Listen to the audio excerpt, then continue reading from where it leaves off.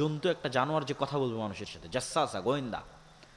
যেই দাব্বাতুল আরজ তামিমাত দারির হাদিসে যখন দাজ্জালের সাথে দেখা করতে যায়, তখন দাজ্জালের প্রবেশ মুখে এক জন্তু জানোয়ার দাঁড়িয়েছিল, যাকে হাদিসে বলা হয়েছে দাব্বাতুল আরজ, যার চেহারা কোন দিকে পিছন কোন দিকে বোঝা যায়নি।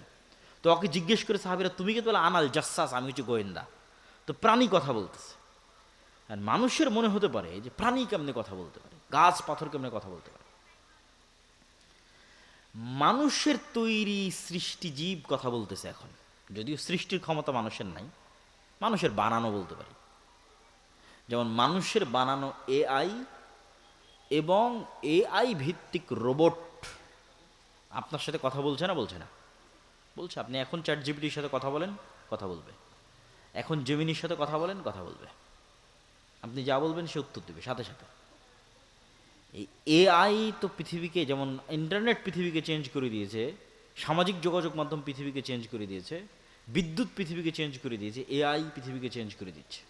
কোথায় গিয়ে ঠেকবে আল্লাহ সুবহানাহু ওয়া তাআলা ভালো জানে।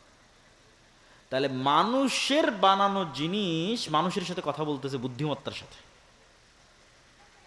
সেখানে আল্লাহ সুবহানাহু ওয়া তাআলার জীব জন্তু জানোয়ার কথা বলবে না, এটা বিশ্বাস করা পাগলামি, এটা বিশ্বাস করা বোকামি। তো ওই তৃতীয় পক্ষের যুদ্ধ ইহুদিদের সাথে হতে পারে, আল্লাহু আলাম। এবার তৃতীয় পক্ষের যুদ্ধের পর মুসলমান এবং খ্রিস্টানেরা মুখোমুখি। এই যুদ্ধে রাসূলুল্লাহ সাল্লাল্লাহু আলাইহি সাল্লাম বলছেন, এই যুদ্ধের ভিন্ন ভিন্ন অ্যাঙ্গেলে অনেক হাদিস আছে, আমি সবগুলোর সারমর্ম বলতেছি আপনাকে, সব হাদিসের সারমর্ম। রাসূল সাল্লাল্লাহু আলাইহি ওয়াসাল্লাম আর এক হাদিসে বলতেছেন, ততদিন পর্যন্ত কিয়ামত হবে না যতদিন না আমার উম্মত রোমানদের বিরুদ্ধে যুদ্ধ করে আমাক এবং দাবেক নামক জায়গায়। এই জায়গা কোথায়?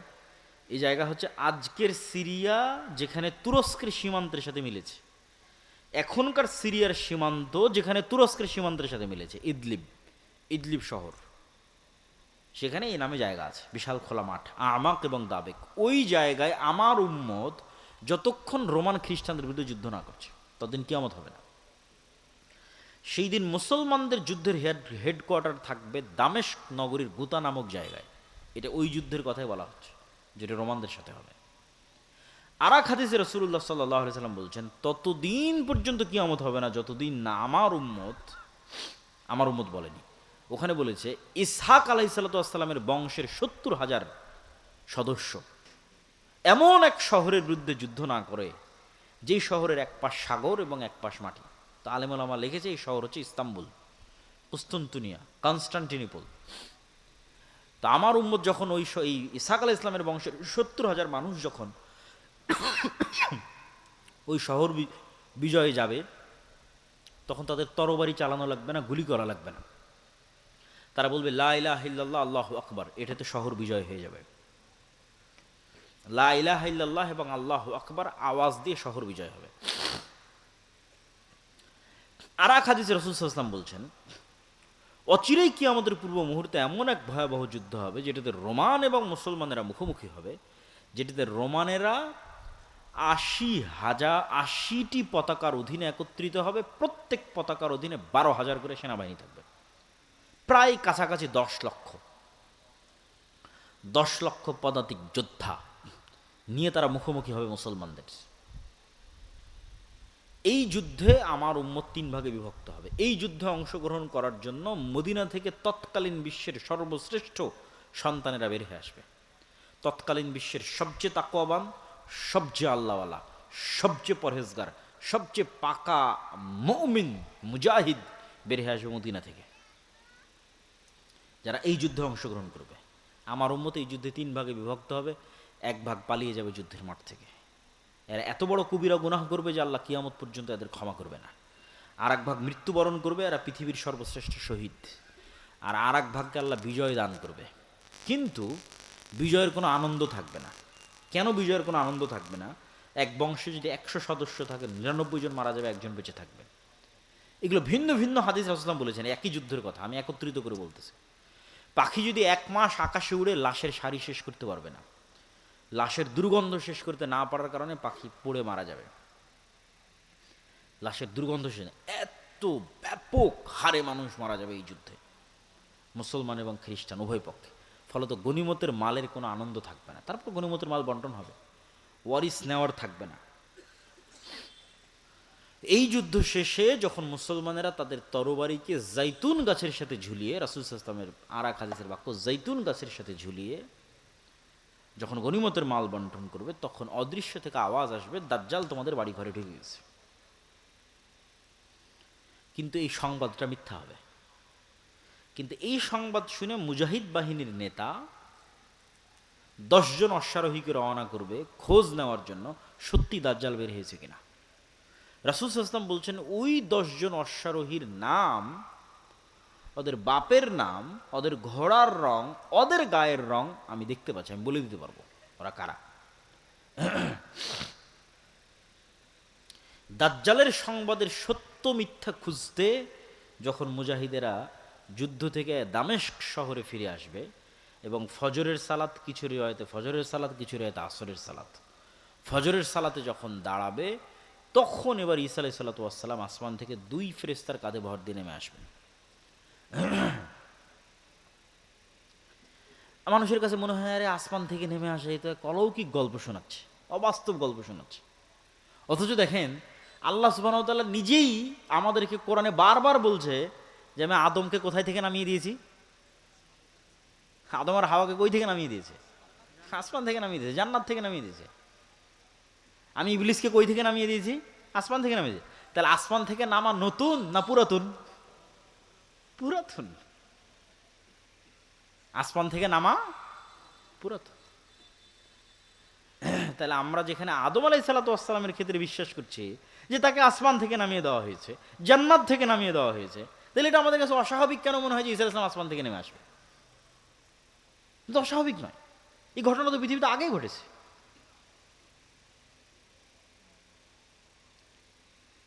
তো ঈসা আলাইহিস সালাতু ওয়াস সালাম পৃথিবীতে নেমে আসবেন, ততদিনে কিন্তু সত্যি সত্যি দাজ্জাল বের হয়ে গেছে।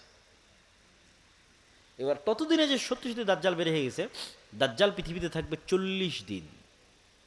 তার প্রথম দিন হবে 1 বছর, দ্বিতীয় দিন হবে 1 মাস, তৃতীয় দিন হবে 1 সপ্তাহ, বাকি দিন হবে স্বাভাবিক দিন। তাহলে মোট কয় দিন হচ্ছে এখন হিসাব করেন? মোট হবে 1 বছর 2 মাস 14 দিন। কতদিন? 1 বছর 2 মাস 14 দিন সে পৃথিবীতে বিচরণ করবে। কিন্তু এই জায়গায় সবচেয়ে ভয়াবহ কথাটা বলা হলো যে প্রথম দিন হবে 1 বছর। কেমনে 1 বছর হবে একদিন?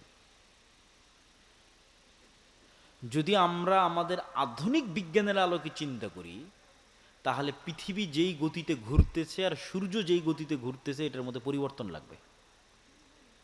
এই ঘোরার গতিতে কি লাগবে? পরিবর্তন লাগবে। সূর্য আর পৃথিবীকে থেমে যেতে হবে, অথবা ধীর হতে হবে। আর যদি বলি না, এই সিস্টেমের মধ্যে না আল্লাহ অলৌকিকভাবে ঘটাবে, আল্লাহ সুবহানাহু ওয়া তাআলা ভালো জানে। রাসূল সাল্লাল্লাহু আলাইহি ওয়াসাল্লামকে জিজ্ঞেস করল, আল্লাহ নবী, দাজ্জালের গতি কেমন হবে? বলেন, কাগাইসিন ইস্তাদবারাতহুর রিহ, মেঘমালার যেমন গতি, আকাশে উড়ন্ত মেঘমালার যেমন গতি তেমন হবে। তখন মানুষেরা মনে করে যে আরে দাজ্জাল মনে হয় তাহলে বিমানে উড়বে, মানুষ মনে করে। কিন্তু আমার প্রশ্ন হচ্ছে, মানুষের বানানো বিমান যদি আকাশে উঠতে পারে, তো আল্লাহ সুবহানাহু ওয়া তাআলার সৃষ্টি নিজে কেন উঠতে পারবে না আকাশে? অস্বাভাবিক কি? আল্লাহর আর এক সৃষ্টি পাখি উঠতেছে না? হতে পারে, বিমানও সফর করতে পারে।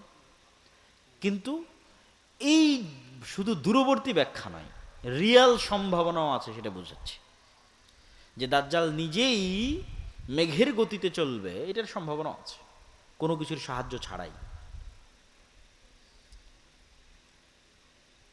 আর দাজ্জালের সাথে যেটা লম্বা ঘটনা তামিম আদ-দারির, ওই লম্বা ঘটনায় দাজ্জাল 4টা প্রশ্ন করেছে তামিম আদ-দারিকে, যেটাতে দাজ্জালের সাথে তামিম আদ-দারির সাক্ষাৎ হয়। এটাও আমাদের জন্য একটা প্রমাণ বহন করে যে দাজ্জালের সাথে সাক্ষাৎ সম্ভব। দাজ্জালের সাথে সাক্ষাৎ সম্ভব। তামিম আদ-দারির যদি দাজ্জালের সাথে সাক্ষাৎ সম্ভব, তো আজকের পৃথিবীর যে কোনো মানুষের দাজ্জালের সাথে সাক্ষাৎ সম্ভব, তার প্রকাশের পূর্বেই, মানে সে পৃথিবীতে আগমনের পূর্বেই। সুতরাং এখনও যে কেউ দাজ্জালের সাথে যোগাযোগ করছে না, দাজ্জালের সাথে দেখা করছে না, সাক্ষাৎ করছে না, এটা সম্পূর্ণরূপে উড়িয়ে দেওয়া যাবে না। কেন তামিম আদ-দারি দাজ্জালের সাথে সাক্ষাৎ করেছে। তা আপনি বলবেন এখনকার আধুনিক স্যাটেলাইট, এই স্যাটেলাইটের মধ্যে পৃথিবীর এমন কোনো দ্বীপ নাই, এমন কোনো জায়গা নাই যেটা মানুষ জানে না। তো অ্যাপস্টেইন ফাইল প্রকাশের আগে কে জানতো যে অ্যাপস্টেইনের এরকম একটা দ্বীপ আছে যেই দ্বীপে মার্ক জুকারবার্গও যায়, পৃথিবীর সব ধনকুবেররা যায়, আর সেখানে এইভাবে নারী সাপ্লাই হয়, ছোট ছোট শিশু বাচ্চা সাপ্লাই হয়, আবার তাদেরকে এভাবে ধর্ষণও করা হয়। স্যাটেলাইট তো ঠিকই ছিল, কে জানতো? যার স্যাটেলাইট আছে ও যদি জানতে না দেয় আপনাকে, স্যাটেলাইট তো আমার নাই, কার আছে? যারা আজকের পৃথিবীর ক্ষমতা নিয়ন্ত্রণ করতেছে। ও যদি আমাদের জানতে না দেয়, আমাদের বাপেরও ক্ষমতা নাই জানার যে কোথায় কি হচ্ছে, সম্ভব নয়। আর যদি মেনে নেই যে না, আসলে এই পৃথিবী, যেই পৃথিবী আমরা এখন চোখে দেখছি, এই পৃথিবীতে দাজ্জাল নাই, তো বিজ্ঞান বলতেছে যে মানুষ 3D ডাইমেনশনে দেখে। এই পৃথিবীতে এমন প্রাণীর বসবাস সম্ভব যে 3 ডাইমেনশনের উপরে, 4th dimension, 5th dimension, 6th dimension, 7th ডাইমেনশনে বসবাস করে। এই পৃথিবীতে আছে, কিন্তু মানুষ দেখতে পাবে না। যেমন জিন আছে, দেখতে পাচ্ছি না, ফেরেশতা আছে, দেখতে পাচ্ছি না, এরা অন্য ডাইমেনশনে বসবাস করতেছে। ঠিক আপনি যদি একটা ছোট্ট পাখিকে একটা বন্দি ঘরের মধ্যে ছেড়ে দেন, পাখি জানালাই খুঁজে পাবে না। অথচ আপনি বলছেন কিরা, আমি তো জানালা দেখতে পাচ্ছি, ও দেখতে পায় না কেন? এরকম আপনি যে কোনো প্রাণীর সাথে চেক করতে পারেন, সাপের সাথে চেক করতে পারেন যে সাপের দৃষ্টি কেমন, সাপ কতটুকু দেখে, কোন লেভেল পর্যন্ত দেখে, আমাদের মতো দেখে না। কুকুরের দৃষ্টি কেমন, সে কি আমাদের মতো দেখে না। আপনার আশেপাশে এরকম হাজারো উদাহরণ আছে, আপনি যেমন দেখেন ওরা ওরকম দেখে না, ওরা ভিন্ন লেভেলের দেখে। তাহলে আমাকে ফেরেশতা দেখতেছে, জিন দেখতেছে, আমি জিন ফেরেশতাকে দেখতেছি না। আল্লাহ চাইলে দেখা যাবে। সুতরাং পৃথিবীতে থাকা অবস্থাতেও না দেখা সম্ভব। আবার পৃথিবীতে থাকা অবস্থায় অন্যরা দেখতেছে, আছে, আমাকে দেখতে দেওয়া হচ্ছে না, যেটা আগেরটা বললাম সেটাও সম্ভব। আমাকে জানতে দেওয়া হচ্ছে না, সেটাও সম্ভব। এবং দাজ্জালের প্রকাশের পূর্বে তার সাথে সাক্ষাৎও সম্ভব। তো তামিম আদ-দারির হাদিসে তামিম আদ-দারিকে জিজ্ঞেস করছে দাজ্জাল আরবের লোকজনকে 4টা জিনিসের কথা বলছে। বহাইরা তাবারিয়ার কথা বলো, আইনে জোগারের কথা বলো, নাখাল বাইসানের কথা বলো, আর নবী আল উম্মির কথা বলো। এই বহাইরা তাবারিয়া হচ্ছে সি অফ গ্যালিলি, যেটা আজকের ইসরায়েলের সীমানার মধ্যে পড়ে। এই নাখাল বাইসান হচ্ছে ইসরায়েলের একটা শহর, বাইত শিয়ান, যেটাও আজকের ইসরায়েলের সীমানার মধ্যে পড়ে। আর আইনে জোগার হচ্ছে জর্ডানের যে ডেড সি আছে, মৃত সাগর আছে, যেখানে লূত আলাইহিস সালামের কওমকে ধসিয়ে দেওয়া হয়েছিল, এই ডেড সির পার্শ্ববর্তী একটা ঝর্ণা বা কুয়া। আর এই 3টে জায়গায় 50 কিলোমিটারের মধ্যে হবে, এখান থেকে 50 কিলোমিটার আশপাশে। 2টা ইসরায়েলের সীমানার মধ্যে, আর একটা ইসরায়েলের সীমানা লাগানো। আর এই 3টে জায়গায় আবার ইহুদি খ্রিস্টানদের বাইবেল এবং তাওরাতে বর্ণিত বিভিন্ন কারণে পবিত্র। যেমন সি অফ গ্যালিলি, যেটা বহাইরা তাবারিয়া দাজ্জাল জিজ্ঞেস করলো, তাওরাতের বর্ণনা অনুযায়ী যে ঈসা আলাইহিস সালাতু ওয়াস সালাম যেখানে সব মোজেজা দেখাতেন, ঈসা আলাইহিস সালামের মোজেজা তো পৃথিবীর সবচেয়ে ব্যতিক্রম মোজেজা, মৃতকে জীবিত করা, অন্ধকে চক্ষুস্পান করা, টাকওয়ালা মাথাকে চুল দিয়ে দেওয়া, এই বেশিরভাগ মোজেজাগুলো উনি এই খালের পাশে, এই লেকের পাশে দেখিয়েছেন। এই জন্য সারা ইউরোপ, সারা আমেরিকা থেকে লক্ষ লক্ষ খ্রিস্টান দর্শনার্থী এটা দেখতে আসে। বহাইরা তাবারিয়া, Lake of Tiberias, Sea of Galilee. আর আইনে জোগার, যেটা স্প্রিং অফ জোয়ার বলতেছে হিব্রু ভাষায়, ইংরেজি ভাষায়, বাইবেলের বর্ণনা অনুযায়ী লূত আলাইহিস সালাতু ওয়াস সালামের শহর ধ্বংস হওয়ার পর যেই শহরে তাকে, যেই জায়গায় তাকে আশ্রয় দেওয়া হয়েছিল, সেটা হচ্ছে এই আইনে জোগার, তার পাশে। এই 3টার কথা দাজ্জাল কি বলছে? যেটাতে পানি আছে, পানি থাকবে না, ঝর্ণা আছে, ঝর্ণা শুকিয়ে যাবে, বাগান আছে, বাগান, খেজুর বাগান আছে, খেজুর বাগান শেষ হয়ে যাবে। আর নবী আল উম্মির কথা বলো, নবী আল উম্মি হচ্ছে পড়ালেখা জানে না এমন নবী। তো বলে এই অবস্থা নবী আল উম্মির।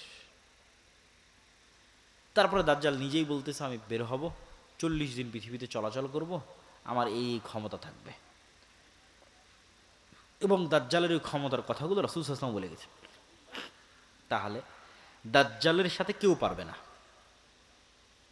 দাজ্জালের সাথে একমাত্র কে পারবে? ঈসা আলাইহিস সালাতু ওয়াস সালাম। দাজ্জাল যখন পৃথিবীতে বের হয়ে যাবে তখন মুমিন মুসলমানদের বাঁচার কোনো রাস্তা থাকবে না। এমনকি রাসূল সাল্লাল্লাহু আলাইহি ওয়াসাল্লামের হাদিসের বর্ণনা অনুযায়ী সিরিয়ার এক অঞ্চলের মানুষ যারা দাজ্জালের প্রতি ঈমান আনবে না, ওদের ধনুক চাবিয়ে খেতে হবে, কোনো খাবার থাকবে না। এইরকম ভয়ঙ্কর দুর্ভিক্ষ দেখা দেবে। গাড় পাহাড় বিভিন্ন জায়গায় আশ্রয় লুকিয়ে থাকতে হবে, অপেক্ষায় থাকবে ঈসা আলাইহিস সালামের আগমনের। ঈসা আলাইহিস সালাম যখন আসবে, লুদ নামক দরজা জেরুজালেমের, যেখানে এখন এয়ারপোর্ট, সেখানে ঈসা আলাইহিস সালামকে দেখা মাত্র দাজ্জাল গলতে থাকবে পানির মতো, কিন্তু সে গলে শেষ হওয়ার আগেই ঈসা আলাইহিস সালাম তাকে নিজে হাতে হত্যা করবেন এবং সেই রক্ত দুনিয়ার মানুষকে দেখাবেন।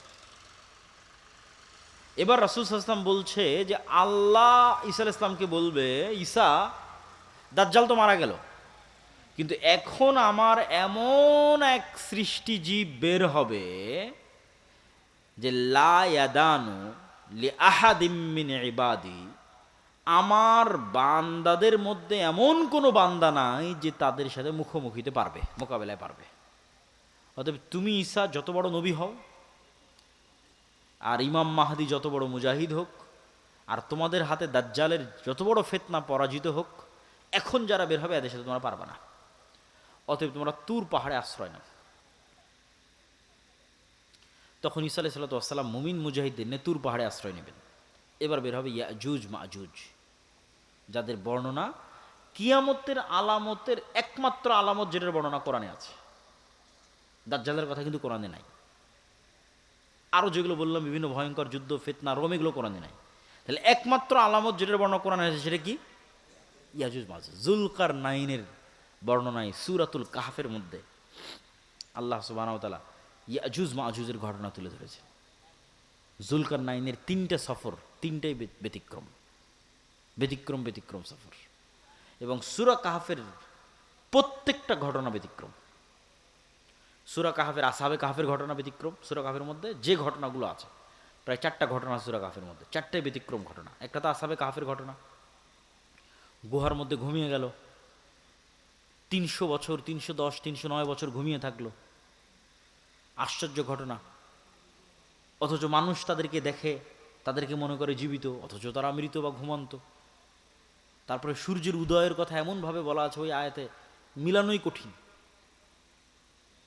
যদি অনুবাদ পড়ে দেখেন। 2 নম্বর ব্যতিক্রম ঘটনা কি বলা আছে? মূসা আলাইহিস সালাম আর খিজির আলাইহিস সালামের ঘটনা, আর এক আশ্চর্য ঘটনা। মাছ, শুকনা মাছ, রান্না করা মাছ নিয়ে গেছে, সেই মাছ যেখানে জীবিত হয়ে বের হয়ে গেছে, সেখানে খিজির আলাইহিস সালাম বেঁচে আছে না মারা গেছে, আর তার সাথে কারো দেখা হচ্ছে কিনা, কই থেকে আসলে খিজির আলাইহিস সালাম, কই থাকে, এই আর এক আশ্চর্য ঘটনা। 3 নম্বর আশ্চর্য ঘটনা যুলকারনাইন। যুলকারনাইন 3টে সফর দিল, 3টে সফরের একটা সফরে ইয়াজুজ মাজুজ। বলছে এদের থেকে আমাদের বাঁচার ব্যবস্থা করেন, প্রাচীর দিয়ে দেন। তখন যুলকারনাইন সেখানে প্রাচীরের ব্যবস্থা করে দিল আর বললো আল্লাহ যেই দিন চাইবে সেই দিন এরা বের হবে। এখন সেই প্রাচীর আছে না ভেঙে গেছে, বের হয়ে গেছে, না কিয়ামতের পূর্ব মুহূর্তে বের হবে, আল্লাহু আলাম। কিন্তু হাদিসের ভাষা অনুযায়ী বোঝা যাচ্ছে যে কিয়ামতের পূর্ব মুহূর্তেই তারা বের হবে। যে সূরা কাহফের সবগুলো ঘটনা আশ্চর্য। তো ইয়াজুজ মাজুজ বের হবে, ঈসা আলাইহিস সালাম তার সঙ্গী সাথী মুমিন মুসলমানদের নিয়ে তুর পাহাড়ে আশ্রয় থাকবে। যখন তুর পাহাড়ে খাবারের সংকট দেখা দিবে, দুর্ভিক্ষ দেখা দিবে, খাবারের কিছু নাই, অসহায় অবস্থা, করুণ অবস্থা, তখন ঈসা আলাইহিস সালাম তার সঙ্গী সাথীদের নিয়ে আল্লাহর কাছে দোয়া করে কান্নাকাটি করবে, আল্লাহ এই ফিতনা থেকে আমাদের বাঁচান। তাহলে দেখেন এত বড় নবী হওয়ার পরেও কি ফিতনায় আল্লাহ তাকে ফেলছে যে তাদের বাঁচার কোনো রাস্তা নাই, কার সাহায্য ছাড়া? আল্লাহর সাহায্য ছাড়া। তাহলে আলটিমেটলি মুমিন মুসলমানদের বাঁচার কোনো রাস্তা নেই আল্লাহর সাহায্য ছাড়া। এটা ঈসা আলাইহিস সালামেরও বাঁচার রাস্তা নেই আল্লাহর সাহায্য ছাড়া, মুহাম্মদ সাল্লাল্লাহু আলাইহি ওয়াসাল্লামেরও বাঁচার রাস্তা নেই আল্লাহর সাহায্য ছাড়া। এই জন্য দুনিয়াবি আসবাবে ভরসা করে ইসলামের বিজয় হয়নি, হবে না। দুনিয়াবি কারণে বিজয় সম্ভব নয়, আল্লাহর সাহায্যেই বিজয় সম্ভব। তো বলে বিজয় হচ্ছে না কেন? আল্লাহর সাহায্য পাওয়ার শর্ত পূরণ করিনি, এই জন্য। দুনিয়ার শক্তিতে কম আছে এই জন্য, এটা ভুল কথা। মুসলমানদের কোনোদিন দুনিয়াবী শক্তিতে বিজয় হয়নি, কোনোদিন হবেও না। মুসলমানদের বিজয় হয় আল্লাহর সাহায্যে। তো তোমার বিজয় হয় না কেন? তুমি আল্লাহর সাহায্য পাওয়ার শর্ত পূরণ করো এই জন্য, আল্লাহর সাহায্য পাওয়ার যোগ্য হওনি এই জন্য। এটা হলো আসল কারণ। ঈসা আলাইহিস সালামের চলবে না আল্লাহর সাহায্য ছাড়া। তো ঈসা আলাইহিস সালামের কান্নাকাটিতে এবার আল্লাহ সুবহানাহু ওয়া তাআলা ইয়াজুজ মাজুজকে এক বিশেষ অসুখ, বিশেষ পোকা মাকড় দিয়ে আল্লাহ ধ্বংস করে দেবেন। তখন তুর পাহাড় থেকে নেমে পা ফেলার মতো কোনো জায়গা থাকবে না, লাশ আর লাশ, দুর্গন্ধ আর দুর্গন্ধ, পৃথিবীতে বসবাস করার মতো কোনো জায়গা নেই। এবার দ্বিতীয়বার কান্নাকাটি, হাদিসের ভাষা অনুযায়ী যে দ্বিতীয়বার ঈসা আলাইহিস সালাতু ওয়াস সালাম এবং মুমিন মুজাহিদরা আল্লাহর দরবারে লুটিয়ে পড়ে কান্নাকাটিতে মগ্ন হয়ে যাবে। এবার আল্লাহ সুবহানাহু ওয়া তাআলা রাসূল সাল্লাল্লাহু আলাইহি ওয়াসাল্লামের হাদিসের ভাষ্য অনুযায়ী উটের কুঁজ যেরকম লম্বা, এরকম লম্বা কুঁজওয়ালা এক প্রকার পাখি পাঠাবে, যে পাখিগুলো এই লাশগুলোকে উড়িয়ে উড়িয়ে নিয়ে গিয়ে এমন জায়গায় ফেলে দেবে যেখানে মানুষ বসবাস করে না। দক্ষিণ মেরু, উত্তর মেরু, অসংখ্য বরফ আচ্ছাদিত অঞ্চল আছে যেগুলোতে মানুষ যায়ই না, আজও যায় না, এরকম মানুষ বসবাস করে না এরকম জায়গায় ফেলে দেবে। তারপরে আকাশ থেকে বৃষ্টি বর্ষণ হবে, পৃথিবী ধুয়ে মুছে সাফ হয়ে যাবে। তুর পাহাড় থেকে ঈসা আলাইহিস সালাম এবং মুমিন মুসলমানেরা নেমে আসবে। নেমে আসার পর বাইবেলের ভাষা অনুযায়ী 1000 বছর, আর মুহাম্মদ সাল্লাল্লাহু আলাইহি ওয়াসাল্লামের ভাষা অনুযায়ী 7 বছর পৃথিবীতে ন্যায়ের শাসন প্রতিষ্ঠিত হবে, ইনসাফের শাসন প্রতিষ্ঠিত হবে। এই ন্যায় এবং ইনসাফের শাসনে আসমানের বরকতের সব দরজা আর মাটির জমিনের বরকতের সব দরজা উন্মুক্ত করে দেওয়া হবে। তখন এবার একটা ডালিম খাবে একটা গ্রাম, একটা গাভীর দুধ খাবে একটা বংশ। এই রকম অবস্থা পৃথিবীর সবচেয়ে শান্তিপূর্ণ, সবচেয়ে রহমত এবং বরকতে পরিপূর্ণ অবস্থা চলার একটা পর্যায়ে এক ঠান্ডা শীতল বাতাসে মুমিন মুসলমান ঈসা আলাইহিস সালাতু ওয়াস সালাম মারা যাবেন। মুনাফিক, ফাসেক, ফাজেররা পৃথিবীতে থেকে যাবে। এবার আসবে ওই হাদিসগুলোর বাস্তবায়ন। মানুষ ভুল বুঝে, বলে এমন এক সময় আসবে যে সময় আল্লাহ নাম নেওয়ার লোক থাকবে না, বলে এমন এক সময় আসবে যে সময় কোরআন পড়ার লোক থাকবে না, এমন এক সময় যে সময় হজ করার লোক থাকবে না, এমন এক সময় কাবা ঘর ভেঙে দেওয়া হবে। এগুলো এবার এখন এমন এক সময় আসবে যখন মানুষ কুকুর শ্রীকাল যেভাবে রাস্তায় মিলিত হয় ওইভাবে মিলিত হবে। এগুলো ঈসা আলাইহিস সালামের আগে নয়। ঈসা আলাইহিস সালামের আগে দিন থাকবে, কোরআন থাকবে, মুমিন থাকবে, মুজাহিদ থাকবে, যোদ্ধা থাকবে, সব থাকবে, মসজিদ থাকবে, মাদ্রাসা থাকবে, হজ থাকবে, ওমরা থাকবে, all everything will be running, সব কিছু চলতে থাকবে। তাহলে কোরআন উঠে যাওয়া, আল্লাহর নাম নেওয়ার মতো লোক উঠে যাওয়া, রাস্তাঘাটে কুকুর শ্রীকালের মতো জেনায় লিপ্ত হওয়া, হজ বন্ধ হয়ে যাওয়া, কাবা ঘর ধ্বংস হয়ে যাওয়া, এগুলো এবার হবে ঈসা আলাইহিস সালামের মৃত্যুর পরে। তখন এই ফাসেক, ফাজের, কাফেরদের উপর এবার ফাইনাল কিয়ামত, যেটা ওই ফাইনাল কিয়ামত সংঘটিত হবে, যেটাতে বলা আছে যে আল্লাহ সুবহানাহু ওয়া তাআলা ইজা সামাউন শাক্কাত, ইজা সামাউন ফাতারাত, ওয়াইদাল কাওয়াকিবু ইনতাসারাত, ওয়াইদাল বিহারু ফুজ্জিরাত, যখন আসমান ফেটে চৌচির হয়ে যাবে। আল কারিআতু মাল কারিআহ ওয়া মা আদরাকা মাল কারিআহ ইয়াউমা ইয়াকুনুন নাসু কাল ফারাশিল মাবথুস ওয়া তাকুনুল জিবালু কাল ইহনিল মানফুশ। পাহাড়, হিমালয় পাহাড় হবে আকাশে উড়ন্ত ধুলিত ধুনিত তুলা, আর মানুষ হবে পঙ্গপালের ন্যায়। সূর্যর, চন্দ্র, নক্ষত্র চূর্ণ বিচূর্ণ বিদীর্ণ হয়ে পড়ে যাবে, ফাইনাল কিয়ামত। প্রিয় উপস্থিতি, এই পুরো আলোচনার সারমর্ম বা আমাদের শিক্ষা বা আমাদের করণীয় কি? আমাদের শিক্ষা, আমাদের করণীয় হচ্ছে যে আমরা শেষ সময়ে বসবাস করতেছি, এই কথাই ঠিক। যদি আরও 5000 বছর পরও কিয়ামত হয় তবুও আমরা শেষ সময়ে, যদি আরও 500 বছর পরও কিয়ামত হয় তবুও আমরা শেষ সময়ে।